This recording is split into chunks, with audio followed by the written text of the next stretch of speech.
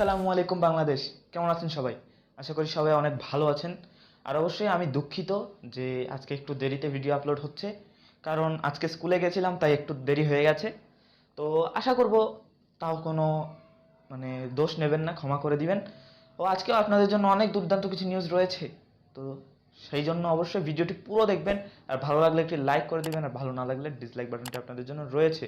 আর অবশ্যই যদি চ্যানেলে নতুন হয়ে থাকেন তাহলে অবশ্যই চ্যানেলটি সাবস্ক্রাইব করে বেল আইকনটি অন করে আমাদের সাথেই থাকুন। তো চলুন আজকের আরটিজি নিউজ শুরু করা যাক। তো আজকের প্রথম খবর যেটি, সেটি হুয়াওয়েকে নিয়ে। হুয়াওয়ে নোভা 9 এটার কিন্তু লাইভ ইমেজ সরাসরি লিক হয়ে গেছে, এবং ইমেজটা দেখতে প্রায় নোভা 8 যেটা ছিল সেটার মতোই লাগছে। এবং এতে কি কি রয়েছে সেটা আমরা অনেকেই জানি। এতে রয়েছে 6.72 ইঞ্চের একটি OLED display, 120 hertz refresh rate, 300 hertz touch sampling rate, তারপরে কোয়ালকম স্ন্যাপড্রাগন 778 এসওসি এটাতে রয়েছে।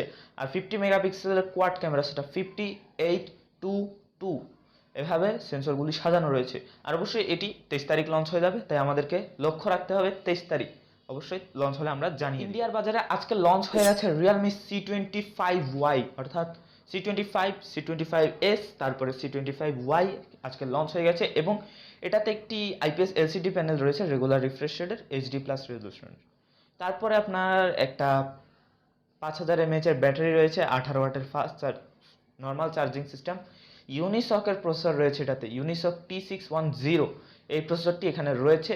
এরপরে আর কি থাকে, তারপর ক্যামেরার মধ্যে রয়েছে 50 মেগাপিক্সেলের ক্যামেরা, অর্থাৎ বলা যায় একটা ভালো সেন্সর হতে পারে। 50 মেগাপিক্সেল 48 আর 64 এটার মধ্যে 50 যেটা, সেটা আমার মনে হচ্ছে ভালো রেজাল্ট দিতে পারবে। 55-2 এরকমভাবে সেন্সরগুলি সাজানো রয়েছে। আর অবশ্যই তার মানে ভালোই হবে, দেখা যাক, বাংলাদেশে তাড়াতাড়ি হয়তো চলে আসবে।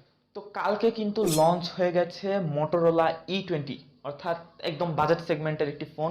এতে 12 মেগাপিক্সেলের ডুয়েল ক্যামেরা রয়েছে, তার সামনে রয়েছে 8 মেগাপিক্সেল, তারপরে ইউনিসকের প্রসেসর রয়েছে, ইউনিসক 606।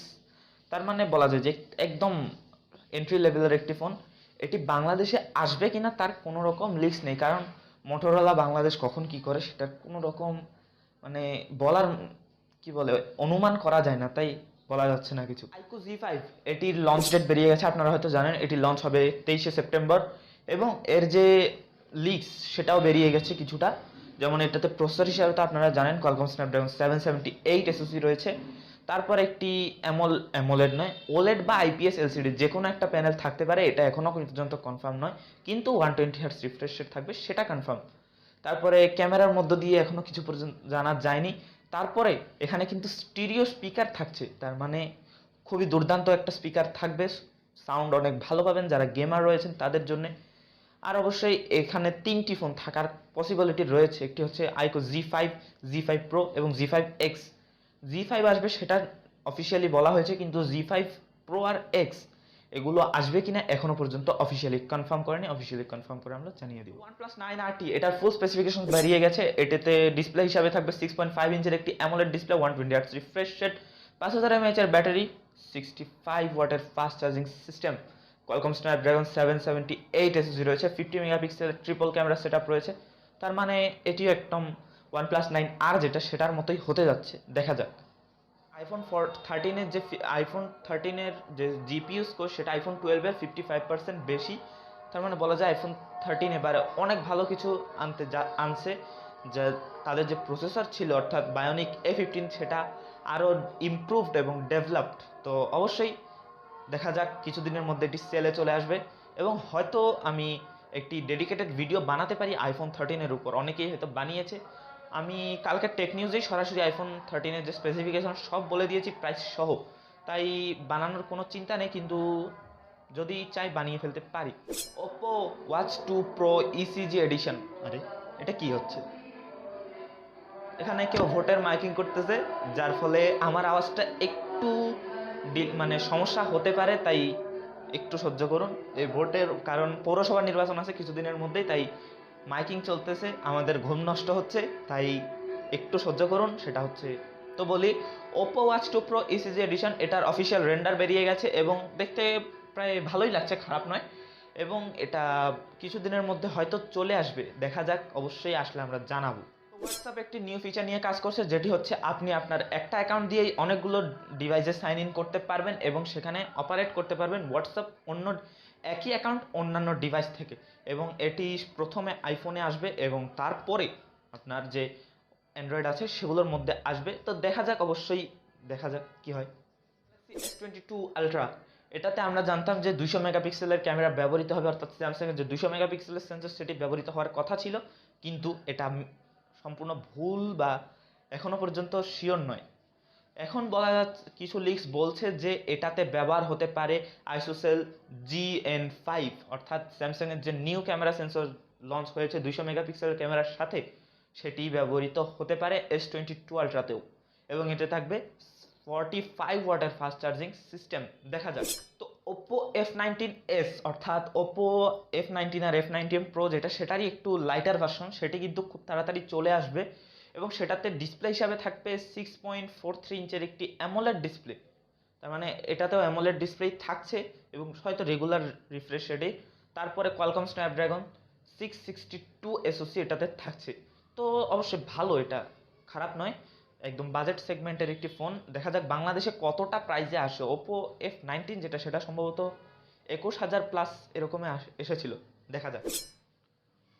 তো রিয়েলমির আরও একটি ডিভাইস 3C সার্টিফিকেশন সাইটে লিস্টেড হয়ে গেছে এবং সেটা বলা যাচ্ছে রিয়েলমি Q5। এবং রিয়েলমি Q5 নামক কোনো ফোন কোথাও ইন্ডিয়াতে এসেছিল কিনা আমার জানা নেই, কিন্তু দেখা যাক এই Q5 এটি কী ফোন হয়, বা ইন্ডিয়া বা বাংলাদেশে হয়তো রিব্র্যান্ডেড হয়ে আসতে পারে, দেখা যাক। তো কালকে কিন্তু লঞ্চ হয়ে গেছিল রেডমির কিছু ডিভাইস, অর্থাৎ রেডমি নয়, Xiaomiর কিছু device, Xiaomi 11T, Xiaomi 11T Pro, তারপরে Xiaomi 11 Lite NE 5G, অর্থাৎ এগুলো একদম ফ্ল্যাগশিপ লেভেলের কিছু ফোন।